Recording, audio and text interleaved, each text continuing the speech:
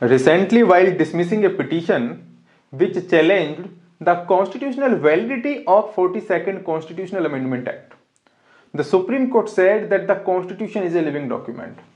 Now, write down a question. The statement of the question is, what is Indian Constitution and why Indian Constitution is called a living document? तो इस question में आपसे दो बातें पूछी गई हैं। पहली तो ये कि इंडियन कॉन्स्टिट्यूशन की डेफिनेशन क्या है और इंडियन कॉन्स्टिट्यूशन क्या है, और दूसरी ये कि इंडियन कॉन्स्टिट्यूशन को लिविंग डॉक्यूमेंट क्यों कहते हैं। देखो, तो सबसे पहले हम बात करेंगे इंडियन कॉन्स्टिट्यूशन की डेफिनेशन की कि इंडियन कॉन्स्टिट्यूशन है क्या। इंडियन कॉन्स्टिट्यूशन है क्या, इसको डिफाइन कैसे करेंगे। Indian constitution is a fundamental, Indian constitution is a fundamental, organic and supreme law of the land. Indian Constitution is a fundamental, organic and supreme law of the land.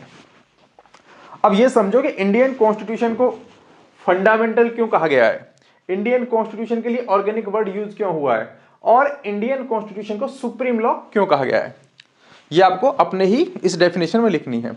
When we से fundamental, it means Indian Constitution is the source of rule of law. Indian Constitution is the source of rule of law in India. Further, it is the source of all other laws.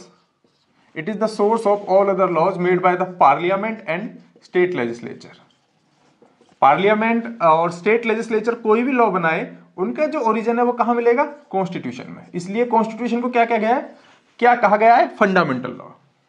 Now comes the word organic. Supreme Court को organic क्यों, constitution को organic क्यों कहा गया है, because constitution laid down the organisation of 3 organs of the state. It laid down the organisation of 3 organs of the state, और वो 3 organ कौन कौन से हैं, legislature, executive and judiciary. Then comes the supreme law. Supreme law means Indian constitution is the supreme law. It means all other laws must bow down before the constitution. अब bow down का मतलब ये नहीं है कि जो दूसरे law हैं उनको दंडवत प्रणाम करना है कॉन्स्टिट्यूशन के आगे। bow down का मीनिंग ये है that laws cannot be inconsistent with the constitution and survive. Laws cannot be inconsistent with the constitution and survive. They must be consistent with the provisions of the constitution. अगर laws constitution के provisions के साथ inconsistent है, then the judiciary will declare the laws in null and void. The Supreme Court will declare that law is null and void. So this is the definition or say the meaning of Indian Constitution. Now comes to the second question. अब second question ये है कि Indian Constitution को living document क्यों कहते हैं। The Indian Constitution is known as the living document because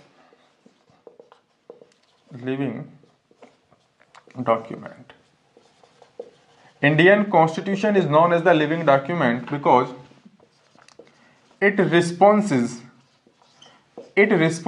to change in society. It responses to change in society.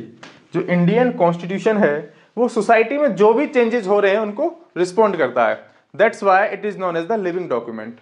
और जो ये चेंजेस हैं जो सोसाइटी में हो रहे हैं, ये चेंजेस इंडियन कॉन्स्टिट्यूशन में कैसे मैनिफेस्ट होते हैं, थ्रू 3 वेज।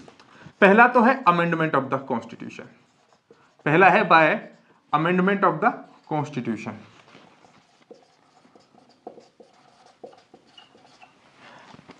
अब दूसरा है old conventions given up, old conventions given up, old conventions given up and new conventions taken up.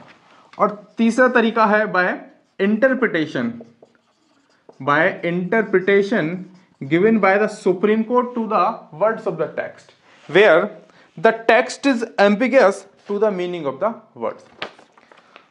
So our constitution responds to the changes in the society, that's why it is known as the living document। और ये changes कैसे reflect या manifest होते हैं constitution में, इन 3 तरीके से।